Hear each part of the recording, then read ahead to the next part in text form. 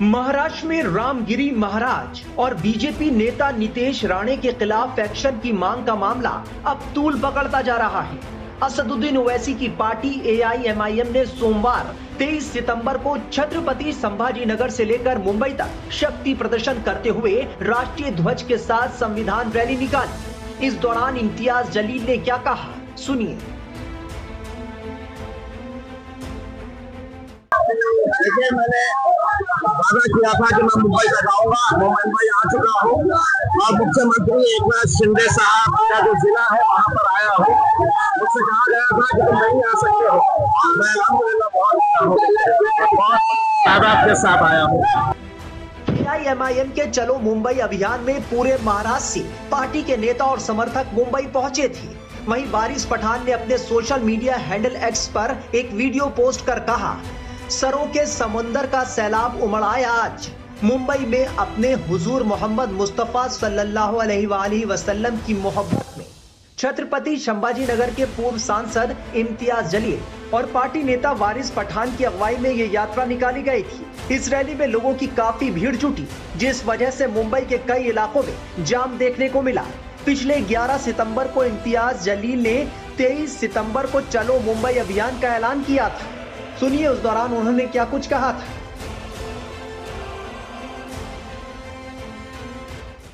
देखिए साहब, सरकार जानती है कि महाराष्ट्र के अंदर जो हरकतें हो रही है वो सरकार द्वारा ही चलाई जा रही है। पुलिस का कैसे इस्तेमाल किया जा रहा है, बहुत दुर्भाग्य के साथ ये कहना पड़ रहा है। आज महाराष्ट्र में जो जाति, धर्म और मजहब की दीवारें खड़ी की जा रही है, जो दंगा भड़काने की कोशिशें की जा रही है, जो स्टेज के ऊपर खुले आम मुसलमानों को गालियां दे रहे हैं, ये धमकी दे रहे हैं कि हम मस्जिदों में घुस कर मारेंगे, तो क्या ये के क्रिमिनल एक्ट नहीं है? क्या इसके ऊपर कार्रवाई नहीं होनी चाहिए? नहीं हो रही है। इस वजह से हमने ये फैसला किया कि हम मुंबई तक जाएंगे और महाराष्ट्र की सरकार, विशेषकर मुख्यमंत्री एकनाथ शिंदे साहब, जिन्होंने उस रामगिरी का समर्थन करते हुए ये कहा था की तुझ्या केशालाही आम्ही हात लावू देणार नाही, म्हणजे इसका मतलब ये है कि जो मानसिकता इस रामगिरी की है वही मानसिकता लेके महाराष्ट्र के मुख्यमंत्री अगर काम कर रहे हैं, तो हम उन्हें यह एहसास दिलाने के लिए जा रहे थे कि ये देश चलेगा तो कायदे के हिसाब से, ये राज्य चलेगा तो कानून के हिसाब से चलेगा। यहाँ पर आप संविधान के हिसाब से कार्य करिएगा। उसमें इस तरीके से किसी एक जाति, एक धर्म के हिसाब से काम मत करिएगा। साथ ही साथ हम पुलिस के वरिष्ठ अधिकारियों को भी ये बताने के लिए जा रहे हैं, महाराष्ट्र का इतिहास रहा है, एक से एक फाइनेस्ट ऑफिसर्स हमने पुलिस ऑफिसर्स महाराष्ट्र के अंदर देखे हैं। क्या वजह है कि 60 FIRs रजिस्टर होने के बावजूद भी कोई पुलिस वाला काम करने के लिए तैयार नहीं है, एक्शन लेने के लिए तैयार नहीं है। इसलिए नहीं लेने के लिए तैयार है कि इनके माई बाप जो है, जो मुख्यमंत्री है, वो आके कहे हैं कि नहीं, इसको कुछ करना नहीं है, इसके बाल को भी धक्का लगना नहीं चाहिए। जब उन्होंने कह दिया है तो उनके नीचे के जो प्यादे हैं वो स्टेज के ऊपर खड़े रह के मुसलमानों को हर रोज गालियां दे रहे हैं। तो हम सिर्फ अकेले मुसलमान जा रहे हैं ऐसा नहीं है। मैं आपको ये बताऊं कि हमारे हिंदू समाज के एक हमारे भाई और बहन ने, उन्होंने 100 गाड़ियां इसके अंदर शामिल कराए हैं। अपने पैसों से उन्होंने 100 गाड़ियां इसके अंदर शामिल करवाए हैं और सिर्फ उन्होंने ये कहकर करवाए हैं कि महाराष्ट्र के अंदर जो चल रहा है वो कायदे, कानून, संविधान के हिसाब से नहीं चल रहा है। आपने जो पहल की है, हम आपके साथ। सर कहाँ से वाले हैं, तो मौलाना आजहरी के बारे में भी कुछ बात करने वाले हैं या उनको लीगल एड प्रोवाइड कराने वाले हैं? देखिए, हमने कुछ मुद्दे रखे हुए हैं। उन मुद्दों के अंदर हम ये चाहते हैं कि देश के अंदर कुछ ऐसा कानून बने कि जहां पर कोई भी किसी भी जात, धर्म या उस धर्म के जो महापुरुष है उनके बारे में कोई भी किसी तरह की बयानबाजी नहीं होनी चाहिए, और अगर होती है तो सख्त कानून इसके ऊपर होना चाहिए। दूसरी हमने मांग की है कि ये जो राणे टाइप के पिलवा छोड़े गए हैं, इनके ऊपर कार्रवाई करेंगे या नहीं करेंगे? आप ये समझ रहे हैं कि सिर्फ जबान उसके मुंह में है और हम गूंगे मुक्के और बहरे हैं, हम कुछ बोल नहीं सकते हैं करके। बोलना हमें भी आता है, लेकिन हमारी संस्कृति, हमारी तहजीब और हमारा मजहब इसकी इजाजत नहीं देता है कि हम किसी दूसरे मजहब के बारे में, दूसरे धर्म के बारे में हम इस तरह की बयानबाजी करें। तीसरा, हमने ये कहा है जो है उन्होंने सिर्फ एक शेर पढ़ा था, उस शेर के अंदर किसी जात का जिक्र नहीं था, किसी धर्म का जिक्र नहीं था, किसी इंसान के बारे में नहीं कहा गया था। उस शेर की बुनियाद के ऊपर 1 साल से ज्यादा का वक्त हो गया है, वो जेल में है। तो क्या इस तरह का कानून चलता रहेगा साहब कि जिसको जो बोलने की इजाजत हमने दिए है तुम बोलो, हम कुछ नहीं करेंगे, और खास लोगों ने अगर जरा से अभी कुछ कर दे, हम मुफ्त भी कर दे ले, तो हमारे पीछे पड़ जाएंगे, और वो खुलेआम नंगा नाच कर रहे हैं, उसके ऊपर कोई कार्रवाई नहीं करेंगे। तो हम चले हैं मुंबई की तरफ, जाके तो संविधान देंगे, उन्हें याद दिलाएंगे कि साहब इससे कब देश चलेगा। कहाँ से लोग आपकी इस रैली में तब मुझे नहीं पता है, लेकिन मैंने पहली मर्तबा ये कहा था कि महाराष्ट्र के इतिहास के अंदर इतनी बड़ी रैली नहीं होगी करके। आप नासिक के बाद देखेंगे, मैं यकीन के साथ कह सकता हूँ कि हिंदुस्तान की तारीख के अंदर इतनी बड़ी रैली नहीं निकली होगी जो आज आपको देखने। नीतीश राणे के जिस बयान को लेकर बवाल मचा है, उस पर खुद नीतीश राणे का क्या कहना है, सुनिए।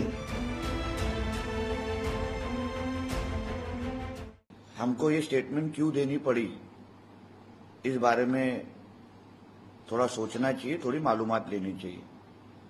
जब से हमारे महंत रामगिरी महाराज जी ने एक स्टेटमेंट दी है, उसके बाद जो व्यक्ति ने उस स्टेटमेंट का समर्थन किया है, जो व्यक्ति ने उनके स्टेटमेंट का व्हाट्सएप स्टेटस रखा है, उनके घर पे जाके उनको मार डालने की धमकी दी जा रही है। पूना में पिछले हफ्ते पूना जिलाधिकारी कलेक्टर ऑफिस के बाहर एक मोर्चा निकाला गया, और इस वो मोर्चे में रामगिरी महाराज जी को धमकाया गया और सर तन से जुदा इस तरीके की घोषणाएं दी गई। तो मतलब हमारे महाराष्ट्र का हिंदू समाज जो रामगिरी महाराज को समर्थन करेगा, उसको आप मार डालोगे क्या, उसका सर तन से जुदा करोगे क्या? डॉक्टर बाबा साहब अम्बेडकर जी के संविधान के माध्यम से जो कुछ सजा अभी एफआईआर रामगिरी महाराज जी के ऊपर भी हुई है, जो सजा उनको एफआईआर के माध्यम से होगी, वो केस इन्वेस्टिगेशन होगा, स्टेटमेंट देखा जाएगा, उसके बाद होगा ना। मगर ये मार डालने की जो कि धमकियां दी जा रही है हिंदू समाज के अलग अलग लोगों को, हमारे देश में, हमारे महाराष्ट्र में शरिया कायदा अभी तक लाया गया नहीं है।